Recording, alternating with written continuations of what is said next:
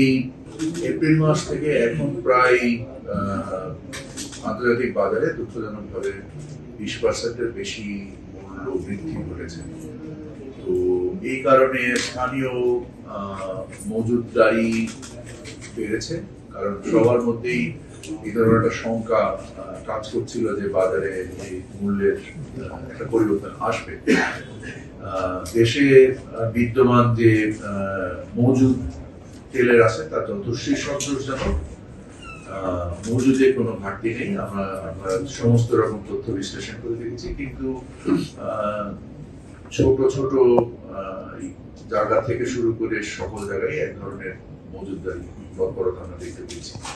তো সেগুলোকে আমরা ভোটাধিকারের মাধ্যম থেকে শুরু করে এবং সর্বোপরি বাস্তব সমস্যার সমাধান করার জন্য আমরা এই মূল্যটাকে যৌক্তিক পর্যায়ে কতটুকু বাড়িয়ে নিলে ইন্ডাস্ট্রির সাথে নেগোশিয়েট করে আমরা ইন্টেন্সিভ নেগোসিয়েশন করেছি এবং এই নেগোসিয়েশনের পরে আমরা একটা মূল্য স্থির করেছি, যেটা অ্যাসোসিয়েশনের যিনি সভাপতি আছেন উনি আপনাদের সামনে জিনিসটাকে যৌক্তিকভাবে ব্যাখ্যা করার চেষ্টা করবেন।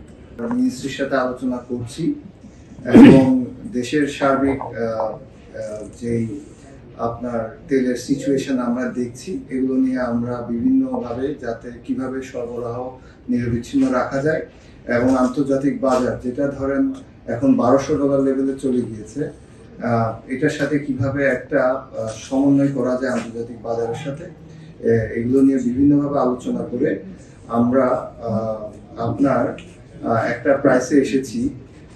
এই প্রাইসটা আমরা আসলে এই একটা ফর্মুলার মাধ্যমে আসি। এই ফর্মুলাটা একটু আপনাদেরকে বলি। ফর্মুলাটা হচ্ছে আপনার x bond, in bond value এবং হচ্ছে আপনার এলসির ভ্যালু, গত এক মাসে যে এলসি খোলা হয়েছে তার ভ্যালু, এই তিনটার অ্যাভারেজের মাধ্যমেই এই ভ্যালুটাতে আসা হয়। তার সাথে বিভিন্ন প্রসেসিং ফি, বটলিং ফি, এগুলো সবগুলোকে যোগ করে এই ফর্মুলাটা 2011 সাল থেকে এক্সারসাইজ হয়ে আসছে এবং এই ফর্মুলার ভিত্তিতে আমরা একটা ভ্যালুতে আসি, যে ভ্যালুটা হচ্ছে $1100, যেটা অতীতে যে ধার্যকৃত মূল্য ছিল ওটা ছিল প্রায় $1035। তার মানে আমরা প্রায় $65 আমাদের অ্যাডজাস্ট করতে হয়েছে, যার ফলে যে দামটা ছিল আগে লিটারে 167 টাকা, সেটাকে আমরা এখন আপনার 175 টাকা লিটার হিসাবে এমআরপি হিসাবে আমরা ধার্য করেছি। তার মানে 8 টাকা লিটারে বেড়েছে।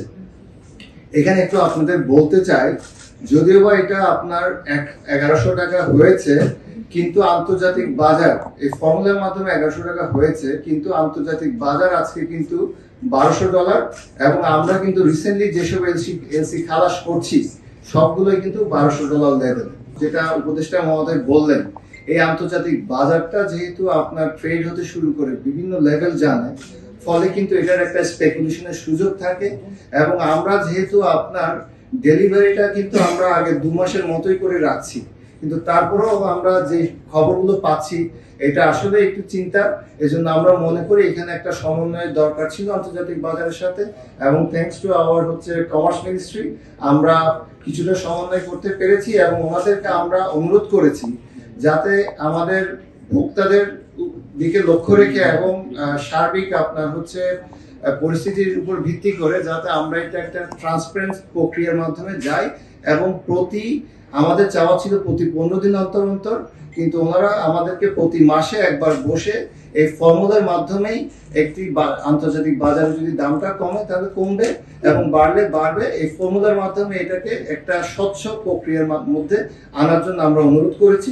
ওনারা মাসে একবার বসার জন্য সম্মত হয়েছে। আমাদের বটলের এমআরপি বটল প্রাইস হচ্ছে 175 টাকা আর খোলাটা হচ্ছে 157 টাকা। ছিল কত এটা? এটা ছিল বটলে ছিল হচ্ছে 167 টাকা আর লুজে ছিল 149 টাকা। 149 টাকা। 149 টাকা। 8 টাকা বাড়লো। খোলা খোলা হলো কি 8 টাকা বাড়লো? জি।